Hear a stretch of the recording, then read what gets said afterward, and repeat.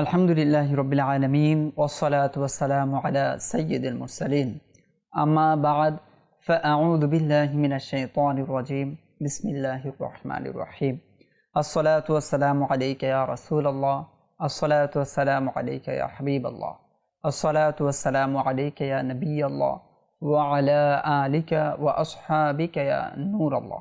মাদানী চ্যানেলের দর্শকবৃন্দ, কাছে কিংবা দূর থেকে, দেশ কিংবা প্রবাস থেকে যারা আমাদের সাথে আছেন সবাইকে জানাই একরাশ প্রীতি ও শুভেচ্ছা। আপনারা দেখছেন আপনাদের সকলের পছন্দনীয় অনুষ্ঠান তাবিঈগণের বৈশিষ্ট্য। ইনশাল্লাহ আজ আমরা চমৎকার একজন ব্যক্তির জীবনী নিয়েছি, যার জীবনীর মধ্যে রয়েছে কিছু শিক্ষা এবং ইতিহাস। সেই বিষয়গুলো আমরা জানব। তবে আসুন এর পূর্বে দুরুদ শরীফের একটি ফজিলত শ্রবণ করে নিই। প্রিয় নবী রাসূল আরবি সাল্লাল্লাহু আলাইহি ওয়াসাল্লাম ইরশাদ করেন, মান সাল্লামা আলাইয়া আশরান ফাকান্নামা আ'তাকা রাকবাতান। যে ব্যক্তি আমার প্রতি 10 বার সালাম প্রেরণ করবে সে যেন একজন গোলাম আজাদ করল। আসুন অনুষ্ঠানের বরকতে আমরাও একবার দুরুদ সালাম পাঠ করে নিই। সাল্লু আলাল হাবিব সাল্লাল্লাহু তাআলা আলা মুহাম্মদ সাল্লাল্লাহু আলাইহি ওয়াসাল্লাম। আজ যেই মহান ব্যক্তির জীবনী আমরা শুনব, তিনি হুজুর সাল্লাল্লাহু আলাইহি ওয়াসাল্লামের যুগেও ছিলেন, কিন্তু হুজুর সাল্লাল্লাহু আলাইহি ওয়াসাল্লামের সাথে সাক্ষাৎ তার হয়নি। তাকে আমরা সকলে বাদশাহ নাজ্জাশী হিসাবে জানি, তবে তার প্রকৃত নাম কি সেটাও জানব, এবং তার সাথে যে কিছু ইতিহাস জড়িয়ে রয়েছে সেই বিষয়গুলো আমরা জানার চেষ্টা করব। বাদশাহ নাজ্জাশী, তার নাম ছিল আসহামা বিন আজবার। তার প্রকৃত নাম হচ্ছে আসহামা, তার পিতার নাম ছিল আজবার। যখন মুসলমানদের প্রথম কাফিলা হাবশায় গমন করে তখনই তিনি ইসলাম গ্রহণ করেন, এবং এর পূর্বে হযরত সাইয়্যিদুনা ঈসা আলাইহিসসালাতু ওয়াসসালাম এর যে ধর্ম ছিল, তিনি যে বিষয়গুলো নিয়ে এসেছিলেন আল্লাহর পক্ষ থেকে, সেই বিষয়গুলোর প্রতি তার পরিপূর্ণ ঈমান ছিল, এবং ইসলাম গ্রহণ করার আগ মুহূর্ত পর্যন্ত ঈসা আলাইহিসসালাতু ওয়াসসালাম এর উপর এবং তার আনিত যে বিষয়গুলো ছিল সেগুলোর উপর যথাযথ তার বিশ্বাস ছিল। তার সাথে ইতিহাস কিভাবে জড়িয়ে আছে, তিনি যেহেতু বাদশাহ ছিলেন আর বাদশার সাথে তো ইতিহাস থাকবে, তো তিনি কিভাবে রাজ আসনে বসেছিলেন সেটার একটা ইন্টারেস্টিং ঘটনা রয়েছে। আসহামা অর্থাৎ বাদশাহ নাজ্জাশী, তার পিতা ছিল আজবার। আজবার যখন বয়োবৃদ্ধ হয়ে যায়, একদম বৃদ্ধ বয়সে উপনীত হয়, তখন এই আজবারের একমাত্র পুত্র ছিল এই আসহামা রহমাতুল্লাহ তাআলা আলাইহি, অর্থাৎ বাদশাহ নাজ্জাশী রহমাতুল্লাহ তাআলা আলাইহি। তার রাজ দরবারের যে সকল প্রধান ব্যক্তি ছিল, উজির যারা ছিল, মন্ত্রী যারা ছিল, তারা নিজেদের মধ্যে গোপনে একটি বৈঠক করে, একটি সভা করে, আর সবার আলোচ্য বিষয় ছিল বাদশাহ নাজ্জাশী তথা আসহামা এবং তার বাবা আজবার, অর্থাৎ তাদের তৎকালীন বাদশাহ এবং বাদশার যে সন্তান যুবরাজা তাদের নিয়ে। তাদের মাহফিলটা ছিল, তাদের সভাটা ছিল এই বিষয় নিয়ে যে আমাদের যে বাদশাহ রয়েছে সে যদিও ন্যায়বান, নীতিবান এবং সুশাসক, কিন্তু সে বৃদ্ধ বয়সে উপনীত হয়েছে। সে যদি মারা যায় তাহলে অবশ্যই তার সন্তান, যার বয়স খুবই কম, যার অভিজ্ঞতা নাই বললেই চলে, সে আমাদের রাজা হবে। তো তারা যদি এভাবেই চলতে থাকে আর এই অল্প বয়সী আসহামা আমাদের রাজা হয়, তাহলে রাজ্যের মধ্যে বিদ্রোহ দেখা দিবে, রাজ্য পরিপূর্ণভাবে পরিচালনা করতে পারবে না। যারা প্রভাবশালী ব্যক্তি রয়েছে, ক্ষমতা দেখিয়ে, বুদ্ধির জোরে, বলের জোরে বিভিন্ন অনৈতিক কাজ তারা করে নিবে, বাদশার কিছু করার থাকবে না। এভাবে পুরো দেশে অরাজকতা তৈরি হবে। সুতরাং যা করার এই মুহূর্তেই আমাদেরকে করতে হবে। তো ওই বৈঠকের মধ্যে এভাবে যখন আলোচনা হচ্ছিল এবং প্রত্যেকে নিজেদের যুক্তিগুলো তুলে ধরছিল যে এভাবে চলতে থাকলে আমাদের রাজ্য অচিরেই ধ্বংস হয়ে যাবে, এই মুহূর্তে আমাদের করণীয় কী রয়েছে। তারা পরামর্শ করতে করতে দেখলো বাদশার যে ভাই যিনি আছেন সে এখনো পর্যন্ত যথেষ্ট শক্তিশালী আছে এবং তার 12 জন সন্তান রয়েছে। তো আমরা কোনোভাবে যদি বাদশাহ আজবার স্থলে তার ভাইকে রাজ আসনে বসাতে পারি, সিংহাসনে বসাতে পারি, তাহলে আমাদের রাজ্যের জন্য এটা কল্যাণকর হবে। সে সুন্দরভাবে রাজ্য পরিচালনা করতে পারবে, তার সন্তানরাও তাকে সাহায্য করবে। কেউ কোনো অরাজকতা সৃষ্টি করতে চাইলে সে সেটা দমন করতে পারবে। বহির্সূত্রের যে আক্রমণ আছে সেটা থেকেও আমাদেরকে সুরক্ষা দিতে পারবে এবং এতে করে আমাদের রাজ্য, আমাদের রাষ্ট্র সেটা দীর্ঘজীবী হবে, সুন্দরভাবে পরিচালনাও হবে। আর এতে করে আমাদের যারা প্রজারা আছে তারাও সুন্দরভাবে দিন অতিবাহিত করবে, সুখে শান্তিতে স্বাচ্ছন্দ্যে তারা বসবাস করতে পারবে। তো এইভাবে যখন তাদের মধ্যে কথা হচ্ছিল, তো বর্তমান রাজা তাকে তো সরাতে হবে। তো তারা পরামর্শ করলো, আমাদের এই বর্তমান রাজাকে আমরা হত্যা করব এবং তার স্থলে তার ভাইকে আমরা বসাবো। যেই কথা সেই কাজ। তারা বর্তমান রাজা তথা আজবারকে হত্যা করল এবং তার ভাইকে তার জায়গায় সিংহাসনে বসালো। যখন নতুন রাজা এলো, যেহেতু তার ভাইয়ের সন্তান তথা আসহামা সে বয়সে ছোট ছিল, তার অভিভাবকত্ব পান এই চাচা অর্থাৎ নতুন রাজা। তার অধীনেই আসহামা জীবন অতিবাহিত করছিল, তার শৈশব সে পার করছিল। কিন্তু শৈশব থেকেই আসহামা তথা পরবর্তী যুগের বাদশাহ নাজ্জাশী, তার মেধা ছিল অত্যন্ত প্রখর, জ্ঞানী ছিল এবং লোকদের সাথে মিলামেশা করা, লোকদেরকে বোঝানো, নেতৃত্ব দেওয়া, এই বিষয়গুলো সবচেয়ে বেশি তার মধ্যে ছিল। যখন তার চাচা দেখলো যে তার ভাতিজা জ্ঞানে গুণে মানুষের সাথে উঠা বসা করা এবং ম্যাচিউরিটি একটু অল্প বয়সেই সে পেয়ে গেছে, তখন তার চাচাও তাকে ভালোবাসতে শুরু করলো। বিভিন্ন কাজে, বিভিন্ন জায়গায়, বিভিন্ন পরামর্শে সে ভাতিজার পরামর্শ নেয়, ভাতিজাকে নিয়ে চলে, ভাতিজার প্রতি সে নিজেও আকৃষ্ট হয়ে যায়। যখন এভাবে দিন চলতে থাকলো, অতিবাহিত হতে লাগলো, তখন পূর্বের যে সকল ব্যক্তিরা, উজিররা, মন্ত্রীরা এই কূটকৌশল অবলম্বন করেছিল যে রাজ্যের মধ্যে অরাজকতা তৈরি হবে ও অল্প বয়সের ছেলে যদি সিংহাসনে বসে, তখন তারা অনুধাবন করতে লাগলো যেই পরিকল্পনার কারণে, যেই বিষয়ের কারণে আমরা তার বাবাকে হত্যা করেছি, সেই বিষয়টি এখন আমাদের সামনে চলে আসছে। দেখা যাচ্ছে এই ছেলেই কয়েকদিন পরে রাজার আসনে বসবে, সিংহাসনে বসবে। আর এই ছেলে যদি সিংহাসনে কোনোভাবে বসে যায় তাহলে আমাদের তো রেহাই নেই, যেহেতু আমরা তার বাবাকে হত্যা করেছি। তখন তারা আবারও এই নবনির্বাচিত বা নতুন রাজার কাছে গেল যে আমরা যেই উদ্দেশ্যে তার বাবাকে হত্যা করলাম, এখন তো দেখছি সেটাই বাস্তবায়িত হচ্ছে। আপনি তার প্রতি যে ভালোবাসা দেখাচ্ছেন, আপনি তাকে সর্বক্ষেত্রে যে জড়াচ্ছেন, কোনো পরামর্শ হলে তার থেকে নিচ্ছেন, কোনো জায়গায় যাচ্ছেন তো তাকে সাথে নিয়ে যাচ্ছেন এবং জনগণ, প্রজা যারা রয়েছে তারাও তার প্রতি যথেষ্ট আকৃষ্ট। কিছুদিন পর তো সেই রাজা হবে, সেই সিংহাসনে বসবে। আর সে যদি সিংহাসনে বসে তাহলে আমাদের তো কোনো উপায় নেই, আমরা সকলেই মারা যাব, আমাদেরকে মারা পড়তে হবে, কেননা তার বাবাকে আমরাই হত্যা করেছি। তখন তারা পরামর্শ দিল যে তার বাবার মতো তাকে হত্যা করতে হবে, নয়তো আমাদের রেহাই নেই। তখন তার চাচা যে ছিল সে কোনোভাবে এটা মেনে নিতে পারছিল না। এক তো অনেক আদরের ভাতিজা, জ্ঞানে গুণে বুদ্ধিতে তার ছেলেদের চেয়ে অনেক এগিয়ে, এই প্রস্তাব তিনি মেনে নেননি যে না, কিছুদিন আগে তার বাবাকে হত্যা করা হয়েছে আর এখন তোমরা চাচ্ছ তাকেও হত্যা করবে, এটা হতে পারে না। এভাবে আরও কয়েকদিন অতিবাহিত হলো। কিন্তু বারবার মন্ত্রীদের, ক্ষমতাবান যারা ছিল তাদের প্রেসার রাজার কাছে আসতে লাগলো যে যে কোনোভাবে হোক তাকে সরাতে হবে। তো এক পর্যায়ে নতুন রাজা এই প্রেসারে চাপে কিছুটা নমনীয় হয় যে ঠিক আছে, তাকে হত্যা তো করা যাবে না, তবে আমরা তাকে দেশান্তর করে দেই, আমরা এই দেশ থেকে তাকে বিতাড়িত করে দেই, সে রাজ্য থেকে চলে যাবে। কথা অনুযায়ী সেটাই করা হলো। সকলে মিলে, মন্ত্রী যারা ছিল, রাজা যারা ছিল, তারা এই ছেলেকে দেশান্তর করলো, দেশ থেকে তাড়িয়ে দিল, বিতাড়িত করলো।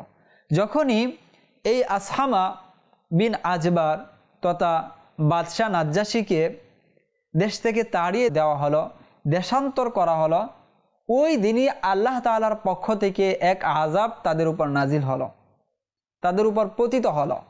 কি আযাব?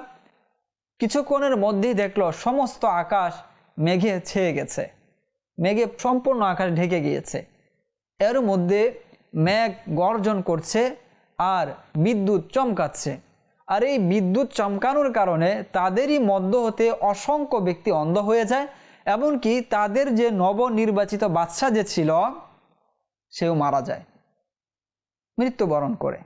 তখন ওই সকল ব্যক্তি যারা এই বাদশাকে সিংহাসনে বসিয়েছিল তারা চিন্তার মধ্যে পড়ে যায়, এই কি আমাদের সাথে হচ্ছে? আমাদের অসংখ্য ব্যক্তি অন্ধ হয়ে গিয়েছে এবং আমাদের এই রাজাও মৃত্যুবরণ করেছে, এই মুহূর্তে আমাদের রাজ্য পরিচালনা কে করবে?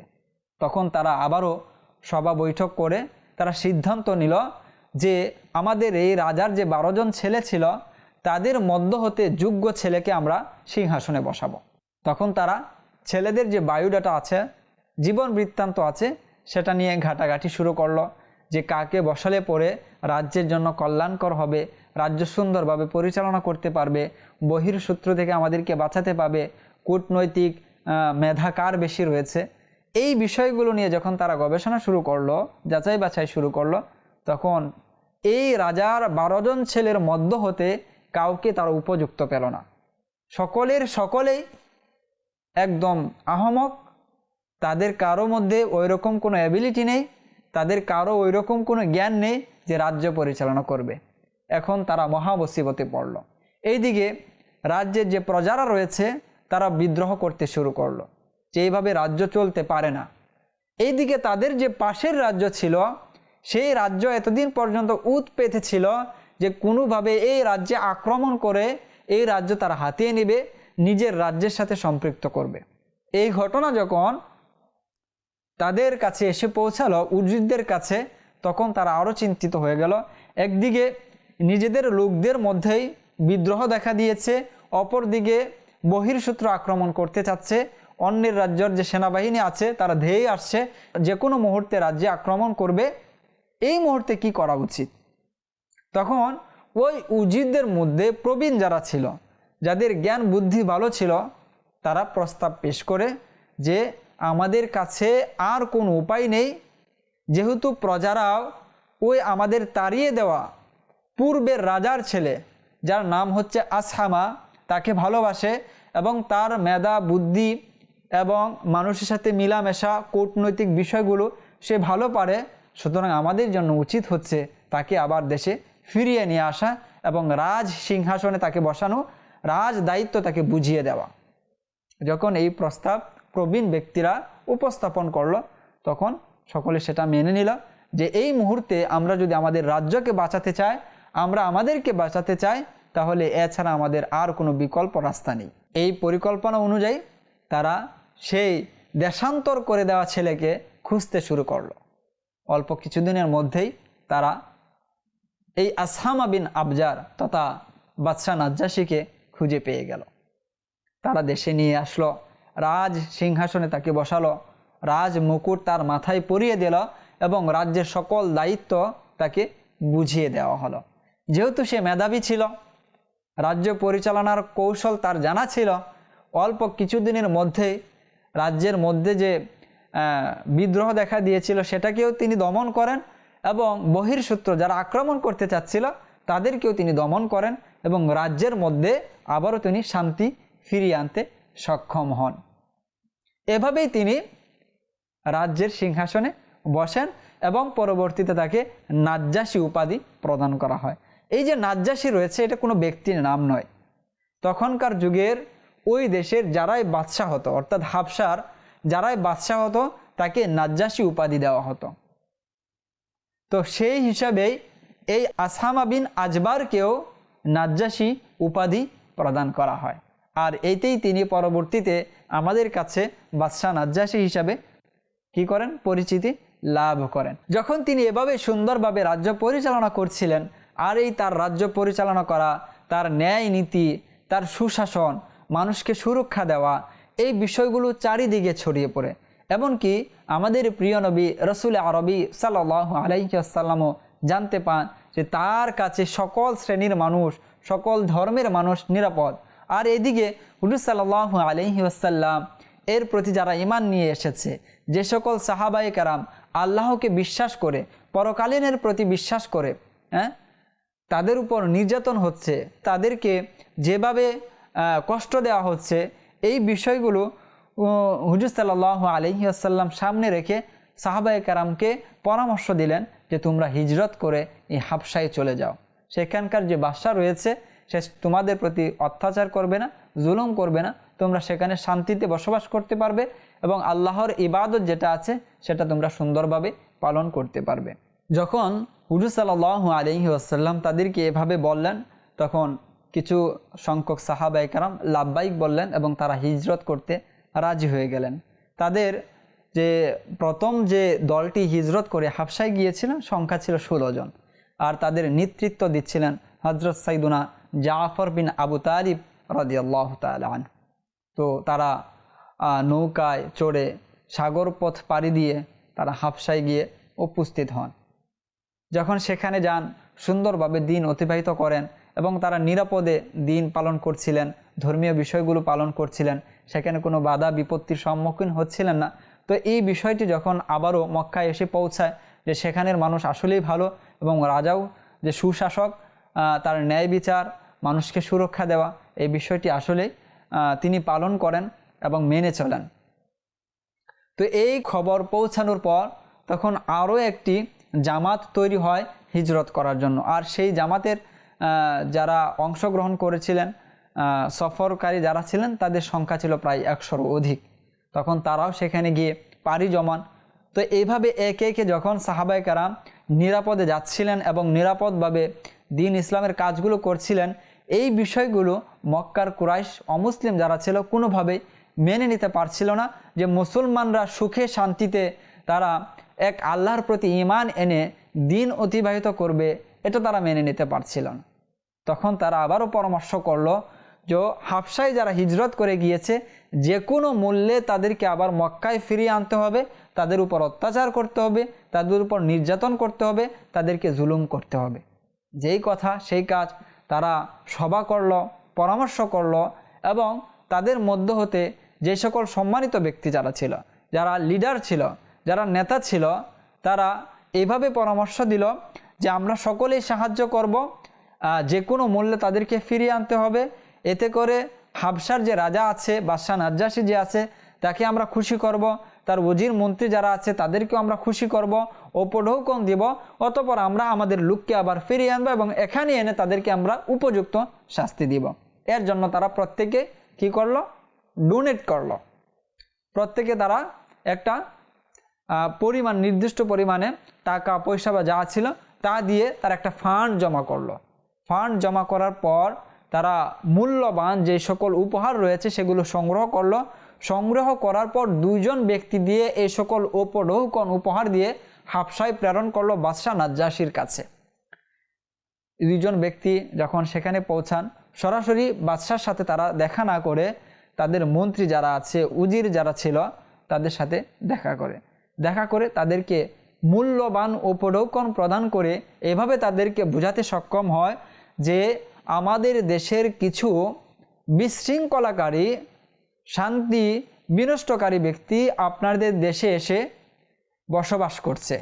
তারা এরকম কাজ করেছে যে নতুন ধর্ম নিয়ে এসেছে, নিজেদের আত্মীয় স্বজন যারা রয়েছে তাদের মধ্যে ফ্যাসাদ সৃষ্টি করেছে, সন্তানকে পিতার বিরুদ্ধে লেলিয়ে দিয়েছে, তারা নিজেদের বাপ দাদার ধর্ম ত্যাগ করেছে, তারা নিজেদের প্রবীণদেরকে অবমাননা করেছে, বাপ দাদার যে ধর্ম আছে সেটাকে অবমাননা করেছে।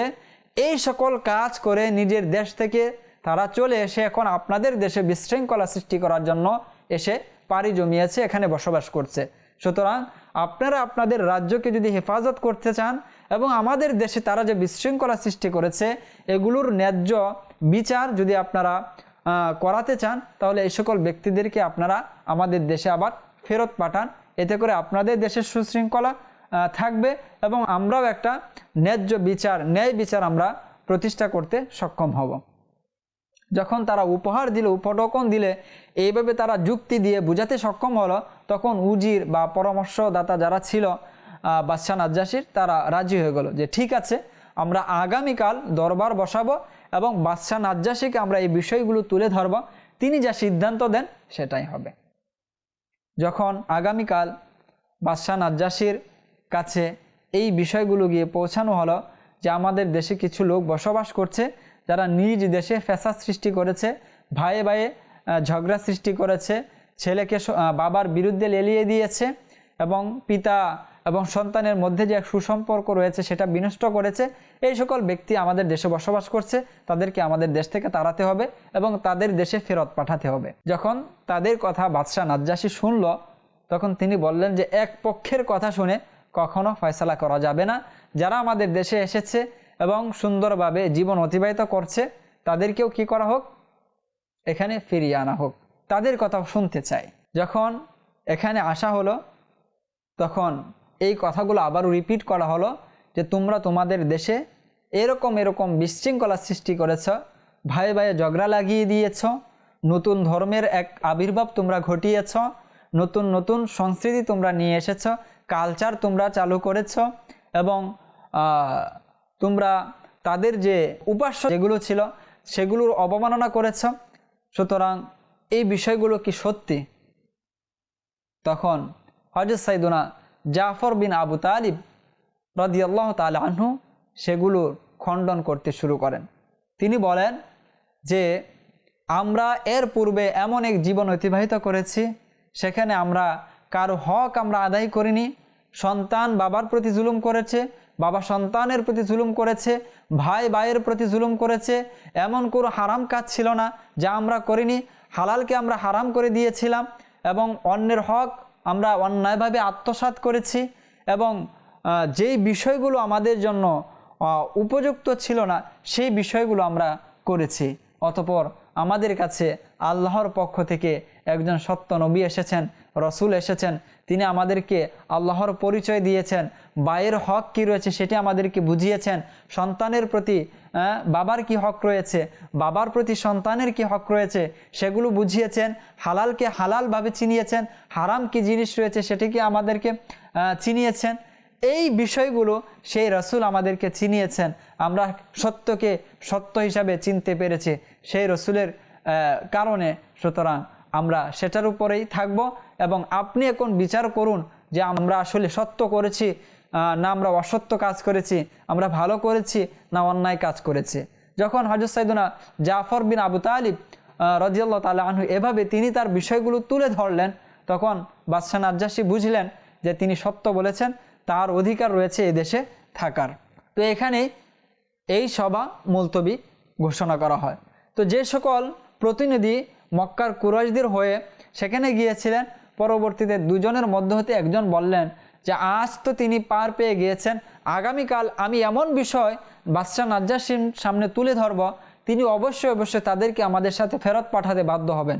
পরবর্তী দিন আবারও তিনি কি করলেন, সবার আয়োজন করলেন এবং সেখানে গিয়ে তিনি বললেন যে বাদশাহ সে তো আমাদের ধর্ম মানছেই না, বরঞ্চ আপনার যে ধর্ম রয়েছে সেটাকেও তারা মান্য করে না, বরং তারা এমন ধর্ম অবলম্বন করে যে সেটা আপনার ধর্মকেও কি করে অবমাননা করে।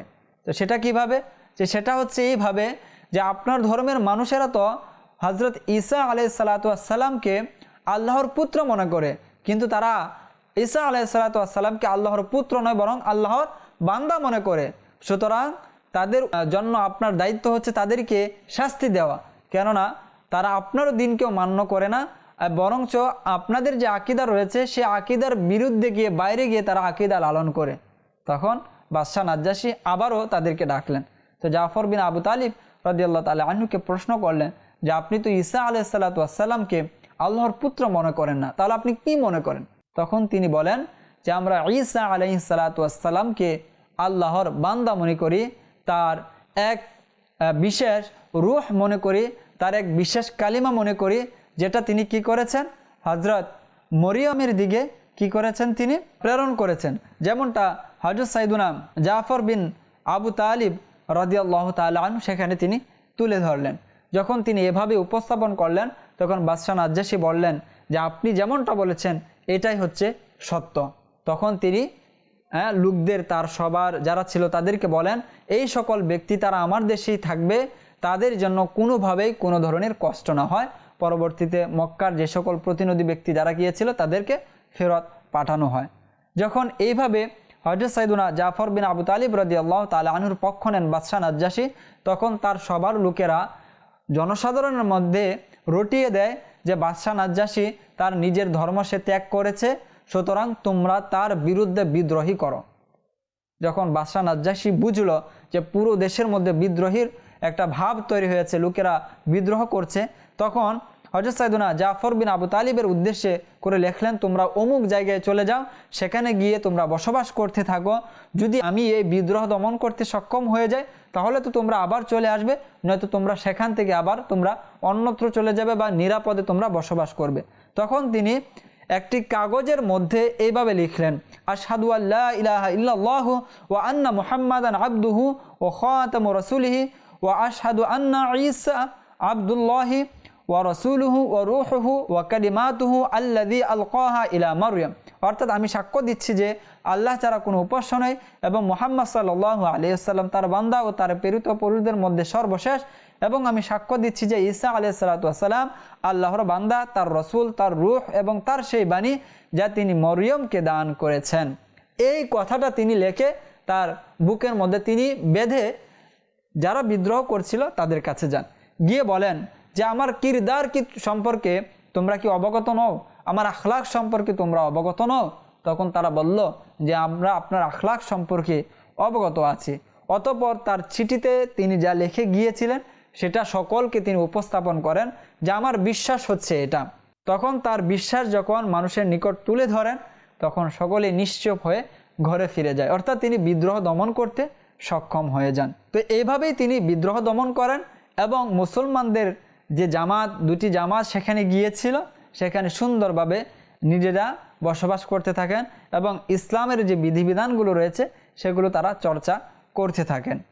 এর কিছুদিন পর অষ্টম হিজরি শুরুতে হুজুর সাল্লাল্লাহু আলাইহি ওয়াসাল্লাম যখন হিজরত করে মদিনায় চলে যান, যে সকল বাদশার নিকট হুজুর সাল্লাল্লাহু আলাইহি ওয়াসাল্লাম চিঠি প্রেরণ করেছিলেন, বা সপ্তম হিজরির শুরুতে যে সকল বাদশার প্রতি হুজুর সাল্লাল্লাহু আলাইহি ওয়াসাল্লাম চিঠি প্রেরণ করেছিলেন, সেই সকল বাদশাদের মধ্য হতে বাদশাহ হাবশী তিনিও ছিলেন। তো হুজুর সাল্লাল্লাহু আলাইহি ওয়াসাল্লামের চিঠি যখন তার নিকট পৌঁছায় তখন দরবারে লোক ভরপুর ছিল, অর্থাৎ হুজুর সাল্লাল্লাহু আলাইহি ওয়াসাল্লামের প্রতি তার যে ভক্তি ভালোবাসা সেটাও কিন্তু এই ঘটনার মধ্যে প্রতীয়মান হয়। যখন চিঠিটা তার কাছে গিয়ে পৌঁছায় প্রথমে তিনি কি করলেন, চিঠিটা তার চোখে লাগান, এরপর মাথায় লাগান, এরপর চিঠিটি তিনি পড়েন, এরপর দাঁড়িয়ে ইসলাম গ্রহণের স্বীকৃতি প্রদান করেন এবং বলেন, আমার যদি সুযোগ থাকতো তবে আমি এখনই হুজুর সাল্লাল্লাহু আলাইহি ওয়াসাল্লামের সাথে সাক্ষাৎ করতাম এবং তার কদম মুবারক চুম্বন করতাম। আল্লাহু আকবার কবীরা।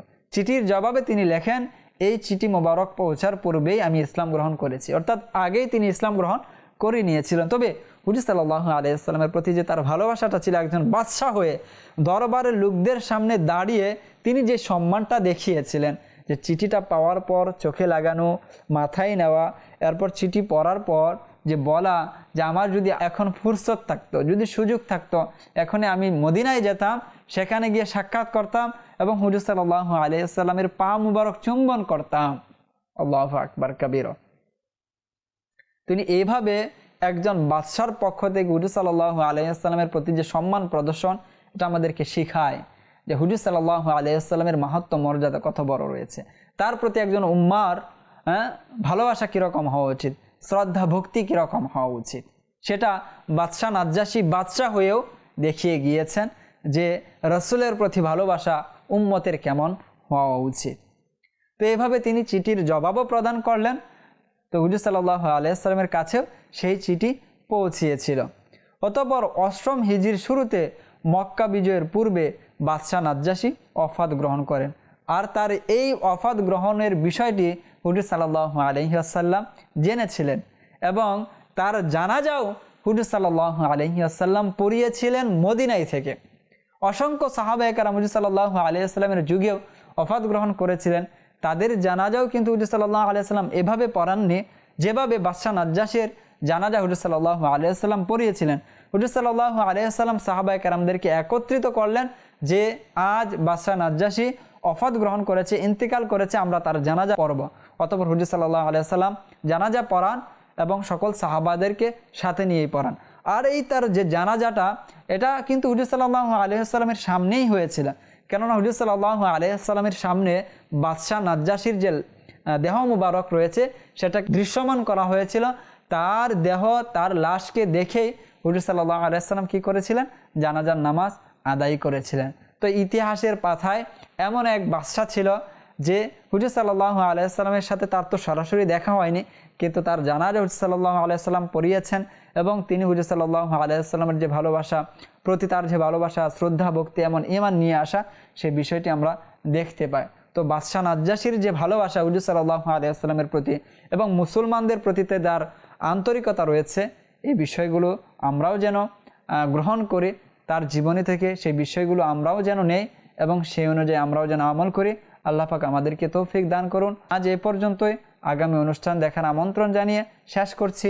ততক্ষণ পর্যন্ত ভালো থাকুন, সুস্থ থাকুন, মাদানী চ্যানেলের সাথে থাকুন।